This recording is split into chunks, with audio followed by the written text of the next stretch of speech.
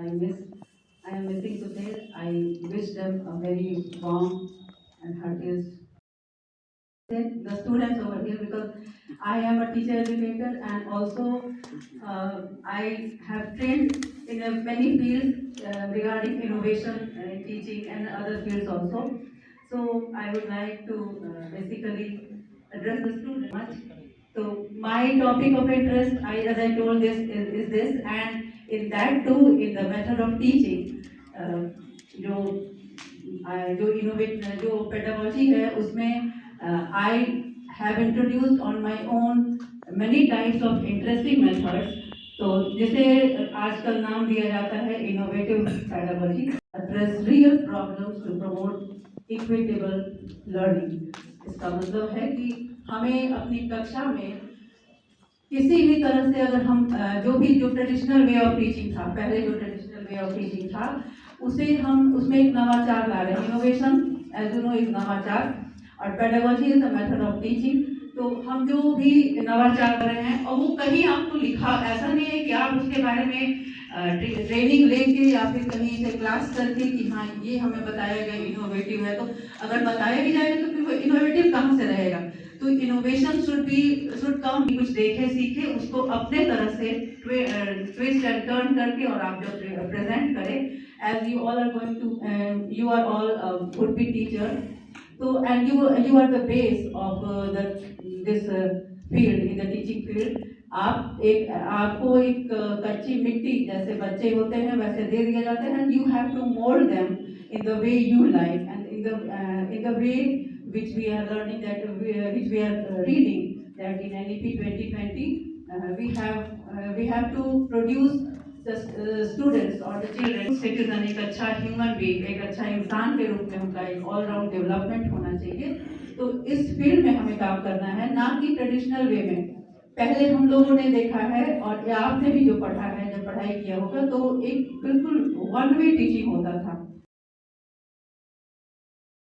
And I'm very comfortable like this to walk and talk among you।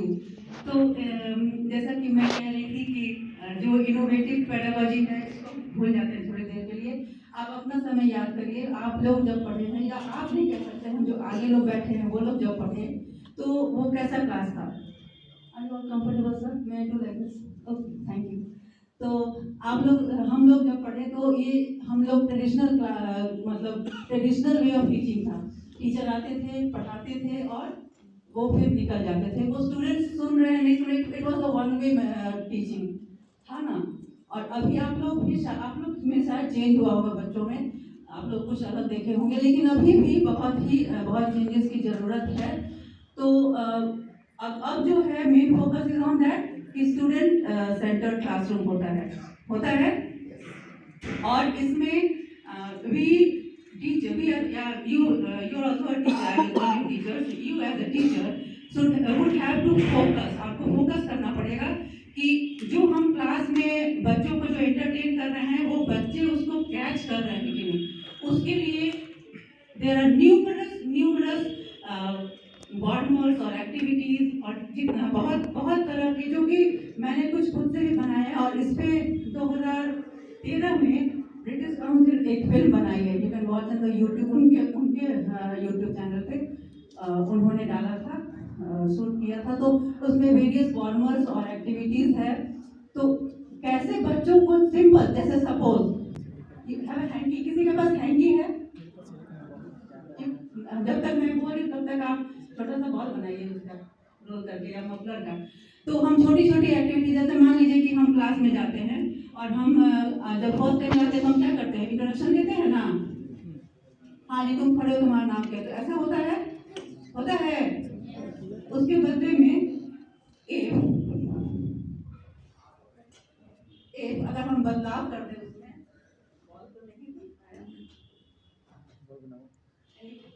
अगर हम बदलाव करते हैं उसमें थोड़ा सा ज़्यादा नहीं अगर क्लास में है तो अगर बाहर फिर जहाँ आप जाएंगे स्कूल में हो सकता है आपको क्लासरूम की भी कमी हो या फिर अगर क्लासरूम हो तो जगह ना हो किसी चीज़ पर भी आप प्रिपेयर हो जाए तो क्लासरूम में ही आप बच्चों को खड़े कर दीजिए और फिर तब बोलिए I throw the ball and जिसके पास बॉल जाता है आपको अपना नाम बताना है और कहाँ से आए हैं बताना है। चलिए हाँ प्लीज स्टैंड अप एंड से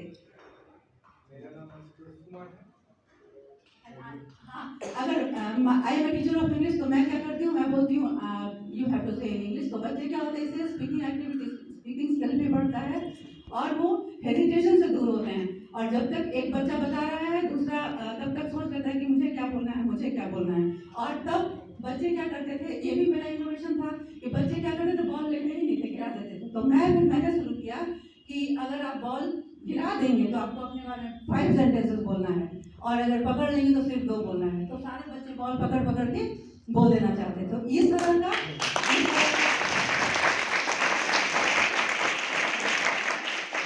का अगर समय और बहुत सारा रहे तो अभी, क्योंकि मुझे बहुत कुछ शेयर करने के लिए आ रहा है। पहले तो मैं तैयार होकर करके नहीं आई थी, क्योंकि कुछ डिपार्टमेंट का कुछ ऐसा बहुत सारा ड्यूटीज मिल गया था, तो सोचे कि छोड़ो, खाली पीछे बैठ के चुपचाप सुन के चले जा रहे थे। सुन अगर सर ने दिया चांस और फिर अचानक मुझे बोला I am obliged to you sir for that only. लेकिन लगा कि जब बोलने आगे माइक पकड़ लिया तो फिर ये तो मेरा बहुत वीकनेस है कि माइक ले लो तो थोड़ा सा कुछ शेयर कर दो। तो अगर ये बच्चा बोल दिया, फिर हम बोलेंगे कि यू रैंडमली थ्रो, वो फेंकेगा। इस तरह क्या होता है, बच्चे ना फिर इंटरेस्ट से बताते हैं। और एक नया तरीका हो गया वे ऑफ इंट्रोडक्शन, हुआ ना। इस चीज को फिर हम लोग, मैंने फिर सोचा कि अगर ये फिर एक ही बार साल में करें पहली बार, तो ये तो नहीं चलेगा। तो फिर अब मैं क्या करने लगी कि उसको एंड ऑफ चैप्टर, जब चैप्टर खत्म हुआ तो हम बॉल लेते और फिर हम ही थ्रो करते, और एक क्वेश्चन पहले थ्रो कर लिख देते बोर्ड पे कि तुम्हें इसका आंसर देना है, और जो नहीं पकड़ेगा उसको लंबा एक्सप्लेन करना है 5 मार्क्स का आंसर की तरह, और जो पकड़ लेगा उसको ब्रीफ 2 नंबर की आंसर की तरह उसको बताना है। तो बच्चा कैच करके उसका आंसर बताने लगा। जो नहीं बताता, जो एकदम गिर जाता, नहीं बताता, उसको फिर लिखने को देते। तो इस तरह से कि तुम 10 बार लिखोगे तो बच्चे क्या होता है, ज्यादा काम करने से बचते हैं, वो जल्दी जल्दी पकड़ के आंसर। ये सब इनोवेशन, इस तरह का इनोवेशन आपसे आपकी होता है। Thank you. And give that उसका था, उनका था वो। तो ये था इस तरह से, जैसे ये क्या बोलते हैं कि हाँ, स्लैप द बोर्ड है। मान लीजिए कि आप छोटे बच्चों को वॉवेल पढ़ा रहे हैं, कॉन्सोनेंट पढ़ा रहे हैं, तो अ कैट हुआ, एन एलिफेंट हुआ, तो ए और एन लिख देते हैं बोर्ड पे, बच्चों को लाइन बना देते हैं। फिर बहुत सारे टीचर्स का ये आने लगा, क्वेरीज आने लगा, या फिर बाद में जब ग्रुप बनता था तो मैम कैसे करें, रूम में जगह नहीं है, क्लासरूम में, दैट डजंट मैटर। हमारे बच्चे 140 बच्चे एक साथ बैठते हैं, कैसे सबको, तो उसका भी उपाय हम लोगों ने मेरे दिमाग में चलते रहता है। तो फिर हमने कहा कि आप एक दिन में चलिए 10-10 बच्चों का ही कराइए, क्या होगा, वार्म तो सिर्फ 5 मिनट का होता है। क्लास में वार्म जब लेसन प्लान बनाते हैं तो 5 मिनट का वार्म होता है, जरूरी है। तो वो 5 मिनट में तो सारे बच्चे नहीं कर सकते, तो 10-10 बच्चों को 2 लाइन में खड़ा करिए, group A group B. Next कभी कराइए तो रोल नंबर फिर 21 से 40 तक कर लीजिए। इस तरह से बच्चे देखेंगे, सीखेंगे। फिर seating arrangement as a teacher, आप एज ए टीचर अगर हैं तो सीटिंग अरेंजमेंट भी बहुत मैटर करता है। हम लोग बैठते हैं ट्रेडिशनल वे में, आप जैसे बैठे हुए हैं।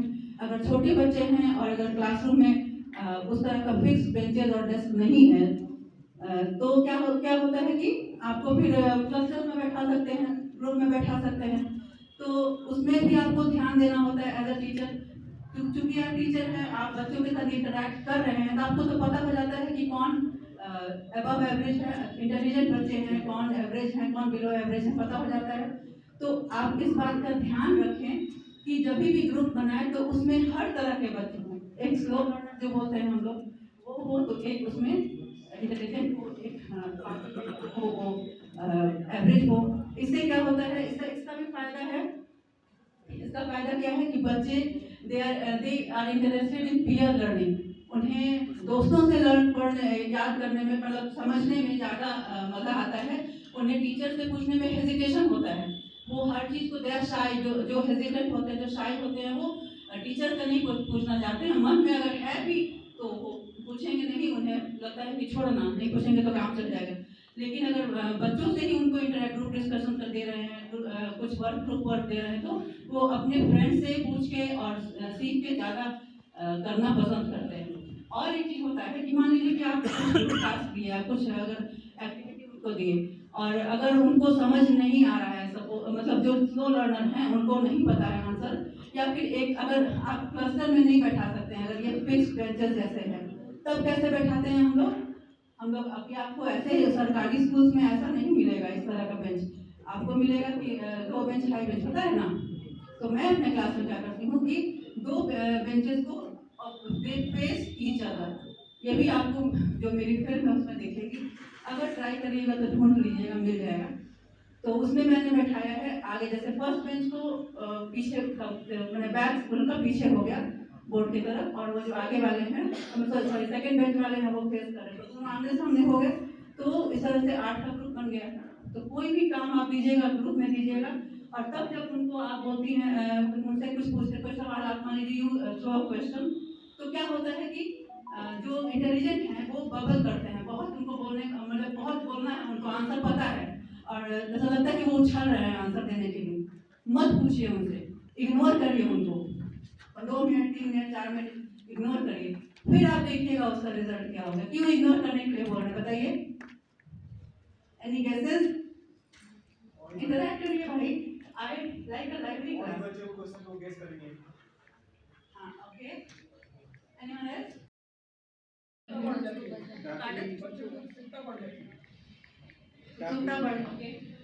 ताकि दूसरे जो एवरेज या कमजोर बच्चे उनको मौका मिले, वो प्रयास।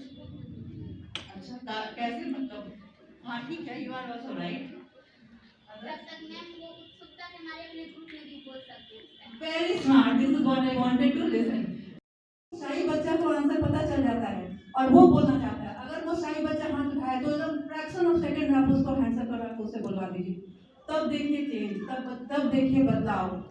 अगले दिन वो बच्चा आंसर जानना चाहेगा, सर क्या पढ़ाने, ऐसे करते करते कुछ समय बाद वो बच्चा इंतजार करेगा कि सर कल क्या पढ़ाएंगे, हम उसके बारे में ढूंढ के आते हैं। इस तरह का होता है। तो छोटी छोटी there are hundreds and hundreds of techniques and कि वो किस तरह से आगे जाए और आगे बढ़े। तो ये हो गया एक सीटिंग अरेंजमेंट वाला।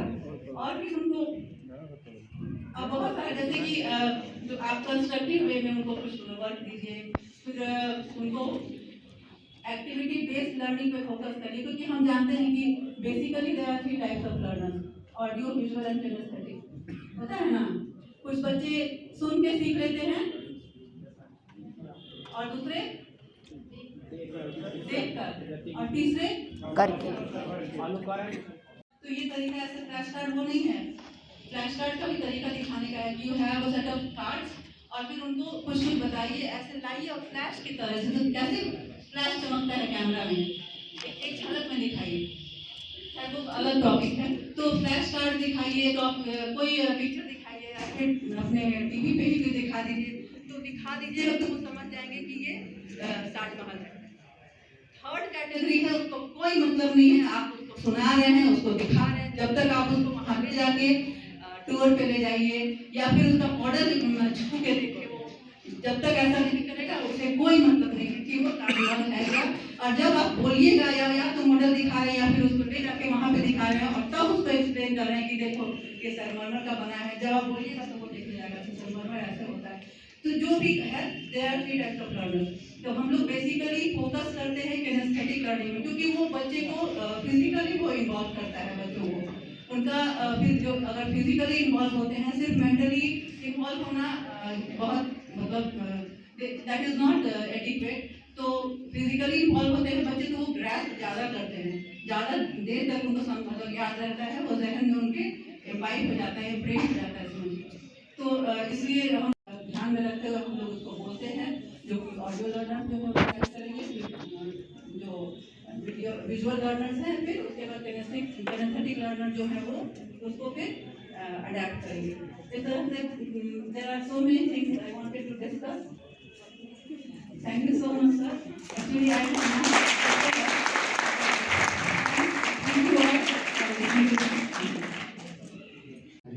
मैडम ने हॉलिस्टिक डेवलपमेंट की भी बात की, साथ ही साथ उन्होंने यह भी फोकस किया कि टीचर उस पेयर ग्रुप के लेवल के अकॉर्डिंग ही वो नॉलेज ट्रांसफर करे। ऐसा नहीं कि मेरे सामने बच्चे जो बैठे हैं उनका नॉलेज क्या, मैं अपने नॉलेज की बातें करके एकदम से खत्म कर दें। स्किल डेवलपमेंट की बात की है मैम ने, तो जाहिर सी बात है कि इंजीनियरिंग स्किल की भी बात की है, जो हम लोग अपने TRA2 TRA3 को ट्रेनिंग के दौर में दे रहे हैं कि ये क्या कहता है, it is a very relevant technique to giving a hard and a soft skills towards your peer groups or towards trainees.